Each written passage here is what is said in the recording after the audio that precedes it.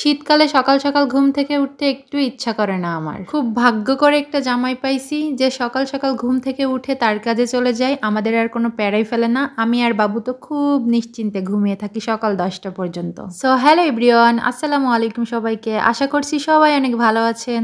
আমার হাজবেন্ড তো সকালের নাস্তাটা বাহিরে থেকেই করে নাই, আর দুপুরের খাবারটা আমরা দুজন একসাথে খাবো। এই জন্যই তো ঘুম থেকে উঠে আগে বিছানাটা গুছিয়ে নিচ্ছিলাম। বাসার যত বাসি কাজ আছে সবকিছু করে তারপরে রান্না করতে যাব। আমার বাসাটা অগোছালো থাকলে আমার একটুও ভালো লাগে না, এই জন্য আমি আগে বাসাটা ক্লিন করে নিয়ে তারপরে রান্না করতে যাব। বিছানার উপরের কাঁথা কম্বলগুলো ভাঁজ করে নিয়েছি, আর এই তো বিছানাটা সুন্দর করে ঝাড়ু দিয়ে ঝেড়ে গুছিয়ে রেখে দিচ্ছিলাম। আর বাবু তো পাশের রুমে খেলা করতেছে। আমাদের এই বাসাতে অনেক ধুলা আসে, প্রতিদিন এত পরিষ্কার রাখি তারপরেও অনেক ধুলা। বিছানাটা গুছিয়ে এদিকে দেখি ড্রেসিং টেবিলে অনেকটাই ময়লা পড়েছে, ওটা একটু সুন্দর করে মুছে নিলাম। যেহেতু ড্রেসিং টেবিলে আমাদের প্রতিদিন হাত দেওয়া লাগে, মানে প্রতিদিন ব্যবহার করা লাগে, এই জন্য ময়লাও একটু বেশি হয়। তারপরে চলে আসি ডাইনিং টেবিলটা গোছানোর জন্য। ডাইনিং টেবিলটা রাত্রে খাওয়া দাওয়া করে রেখে দিয়েছিলাম, ওভাবে অগোছালো ছিল, এখন এই তো পরিষ্কার করে নিচ্ছিলাম। আমাদের বাসাটা অনেকটাই ছোট, যার কারণে বেশি মালামাল রাখা যায় না, তারপরেও যতটা রেখেছি আলহামদুলিল্লাহ। তবে বাসা অনুযায়ী আমাদের বাসায় মালামাল অনেকটাই আছে, অনেকের বাসায় আবার এটাও নাই। মানে আমাদের বাসায় যা আছে অনেকের বাসায় তাও নাই। যেহেতু আমার হাজবেন্ড ডিফেন্সে জব করে, এই জন্য আমাদের বাসা চেঞ্জ করা লাগে কিছুদিন পর পর। এই জন্য অনেক হেভি মালামাল রাফ ইউজ করা যায় না, বারবার উঠানো নামানো করা অনেকটাই ঝামেলা হয়ে যায়। এই জন্য যতটা পেরেছি ততটাই রেখেছি। আর আজকে সকাল থেকে কারেন্ট ছিল না, যার কারণে হচ্ছে জানালা দরজা সব খুলে রেখে দিয়েছিলাম যাতে একটু আলো বাতাস আসে। মাঝে আমার হাজবেন্ড ফোন দিয়েছিল, বলল পানির কাজটা আগে করে নিও, আজ নাকি বিকাল 4টার আগে কারেন্ট আসবে না।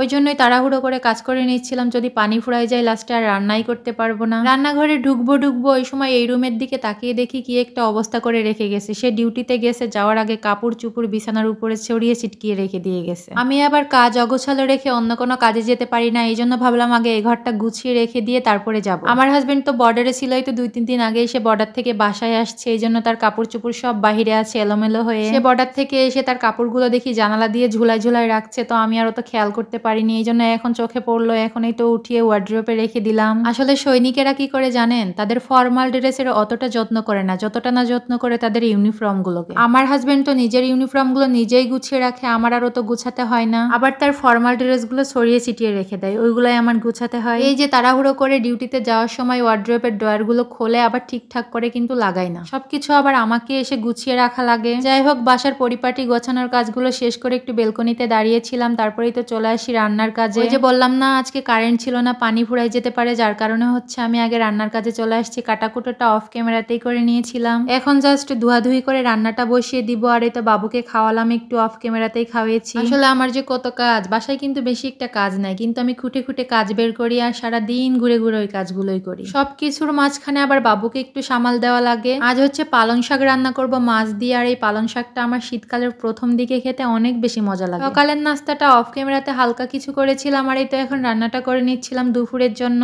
আর একটু করলা ভাজি করব, করলাটাও কেটে নিয়েছিলাম, এখন জাস্ট লবণ দিয়ে চটকিয়ে একটু ধুয়ে নিব। করলা যদি ধোয়ার আগে একটু লবণ দিয়ে চটকিয়ে নেওয়া হয় তাহলে সেই করলা ভাজিটা একটু তিতা কম লাগে, ওই জন্যই করলাটা আমি একটু লবণ দিয়ে চটকিয়ে নিচ্ছিলাম। আর 2-3 বার করে ভালো করে ধুয়ে তিতা পানিটা বের করে ফেলে দিলাম। আর আমাদের বাসায় মাছ শেষ হয়ে গেছিল, যার কারণে সে কালকে রাতে বাজার করে আনছিল, মাছ কিনে আনছিল, কিন্তু ওই রাত্রেবেলা আমি আর ধুইনি, যেহেতু শীতকাল অনেক ঠান্ডা পানি, এই জন্য সকাল সকাল ফ্রিজ থেকে বের করে ভিজিয়ে রেখে দিয়েছিলাম। আর এখন এই তো ধুয়ে নিব সুন্দর করে। এখন আপাতত 2-3 পিস মাছ হলেই আমার হয়ে যেত, কিন্তু যেহেতু ধোয়া ছিল না এই জন্য ভাবলাম সবগুলো মাছই এখন ধুয়ে রেখে দিই, যখন লাগবে তখন ফ্রিজ থেকে বের করে আবার খাবো, এই জন্য ভাবলাম সব একসাথেই ধুয়ে ফেলি। যেহেতু এখন মাসের শেষ এই জন্য আমি বেশি মাছ কিনতে বারণ করছি, বলছি সামনের মাসে একবার বেশি করে কিনে নিব, আপাতত তেলাপিয়া মাছ আনলেই হয়ে যাবে। এই জন্য বড় দেখে তেলাপিয়া মাছই আনছিল, আর এটা আমাদের 2-3 দিন হয়ে যাবে, আর 2-3 তারিখের পর আবার বাজার করে নিব, মাসের বাজার। যাই হোক, মাছটা আমি মালসাতে করেই ধুই, আর এই মালসাতে মাছ ধুলে একদম সাদা ধবধবা হয়ে যায়। বাসায় আসার সময় এই মালসাটা আমি আমার আম্মুর থেকে আনছিলাম মাছ ধোয়ার জন্য, আর এটাতে মাছ ধুতে অনেকটাই ভালো হয়, বেশি টাইম লাগে না, আর একদম সাদা হয় মাছগুলো ধোয়া। আমার মাছগুলো কিন্তু ধোয়া হয়ে গেছে, এখন এই সিংটা একটু ধুয়ে নিচ্ছিলাম সুন্দর করে, যেহেতু মাছ ধুয়েছি একটু ভালো করে না ধুলে আবার গন্ধ বের হবে, মাছের আইসের গন্ধ হবে, তো সিংটা আমি একটু সুন্দর করে ধুয়ে রেখে দিচ্ছিলাম, তারপরেই তো রান্না করতে যাব। সিংটা ধুতে ধুতে হঠাৎ করে আমার মনে হলো যদি পানি শেষ হয়ে যায় রান্নার জন্য একটু পানি ধরে রাখি, তাহলে যখন পানি শেষ হয়ে যাবে তাহলে রান্না করতে পারবো। তো তাড়াতাড়ি করে আমি একটা পাতিল নিয়ে পাতিলটা ভরে এক সাইডে রেখে দিচ্ছিলাম, যেহেতু রান্না করবো এখন, হুট করে যদি পানি শেষ হয়ে যায়। আর আমার ভিডিও করার স্ট্যান্ডটা ভেঙে গেছে, যার কারণে আমার ভিডিও করতে হয় অনেকটাই কষ্ট করে, ফোনটা এখানে ওখানে রেখে আমার ভিডিও করতে হয়, যেহেতু আমার স্ট্যান্ডটা নাই এখন। এখন আপাতত। আর আমার গ্যাসের চুলা কিন্তু দুইটা, কিন্তু আপাতত আমার একটাতেই রান্না করতে হচ্ছে, কারণ আরেকটা চুলার উপরে আমি ফোন রেখে দিয়েছিলাম। আর যদি ভিডিও না করতাম তাহলে দুইটা চুলাতে দুইটা রান্না বসিয়ে দিতাম, তাড়াতাড়ি করে কিন্তু হয়ে যেত। তো এদিকে করলা ভাজিটা করে নিচ্ছিলাম, আর তারপরেই দেখি আমার হাজবেন্ড এসেছে বাসায়, বলছে 12টা থেকে ডিউটি আছে, তাড়াতাড়ি রান্না শেষ করো, না হলে না খেয়ে চলে যেতে হবে। জন্যই আর কোনো ভিডিও নিতে পারিনি, যেহেতু দুই চুলাতে রান্না বসাতে হবে। তো আজকের ভিডিওটি এই পর্যন্তই, দেখা হবে নেক্সট কোনো ভিডিওতে। আল্লাহ হাফেজ।